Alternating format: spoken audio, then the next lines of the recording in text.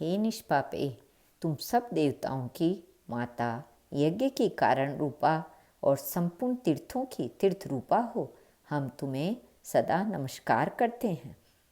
तुम्हारे ललाट में चंद्रमा, सूर्य, अरुण और वृषभध्वज शंकर हैं। हुंकार में सरस्वती, गल कम्बल में नागगण, खुरों में गंधर्व और चारों वेद तथा मुखाग्र में चर एवं अचर संपूर्ण तीर्थ विराजमान हैं।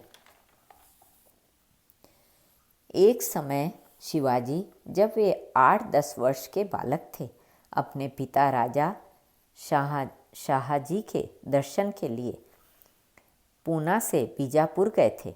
वहां पहुंचने पर राजा शाहजी ने अपने पुत्र से शाही दरबार में चलने को कहा। बालक शिवाजी अत्यंत मातृ पितृ भक्त थे। बचपन से ही उनके अंतःकरण पर रामायण महाभारत की ग्रंथों से के सुनने से ऐसे सुसंस्कार जम गए थे कि वे माता पिता की आज्ञा अस्वीकार नहीं कर सकते थे। किंतु यह प्रसंग ऐसा था कि एक और शाही दरबार में जाने के लिए उनकी अंतरात्मा उनको मना कर रही थी और दूसरी ओर उनके पिता चलने को आग्रह कर रहे थे। वे धर्म संकट में पड़ गए। अंत में उस बुद्धिमान और तेजस्वी बालक ने स्पष्ट किंतु नम्र शब्दों में अपनी आंतरिक व्यथा अपने पिता से निवेदन कर दी।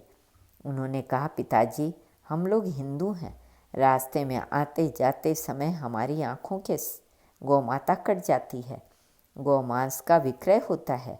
यह घृणित तथा दुस्सह दृश्य देखकर मन क्षुब्ध हो जाता है और जी चाहता है कि गोहत्या करने वाले के गर्दन उड़ा दें। हम क्षत्रिय जीते हुए यह गोहत्या का दृश्य देखते हैं। इससे तो मरना अच्छा। धिक्कार है हमारी क्षत्रियता को।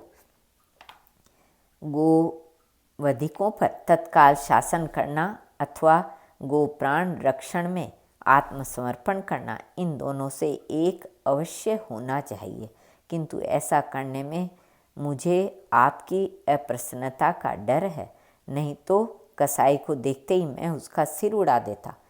बालक शिवाजी के सच्चे हिंदू अंतःकरण की यह व्यथा बादशाह के कानों तक पहुंची। बादशाह इस तेजस्वी बालक को देखने के लिए बहुत उत्सुक हुए। इसलिए उन्होंने कसाईयों को आज्ञा दी कि गोहत्या तथा मांस बिक्री का सब व्यवहार शहर से दूर एक अलग मोहल्ले में हो। इसके विरुद्ध बर्ताव करने वाले अपराधी समझे जाएंगे। इतना हो जाने पर शिवाजी अपने पिता के साथ दरबार में जाने लगे। बादशाह ने यह हुक्म निकाल तो दिया, किंतु कसाईयों ने इस पर कोई विशेष ध्यान न दिया। हुक्म तोड़ने वाले कुछ निकल आए। यह देखकर शिवाजी ने दरबार में आना जाना फिर बंद कर दिया। पूछताछ होने पर शाहजी महाराज ने बादशाह से सब कारण बता दिया।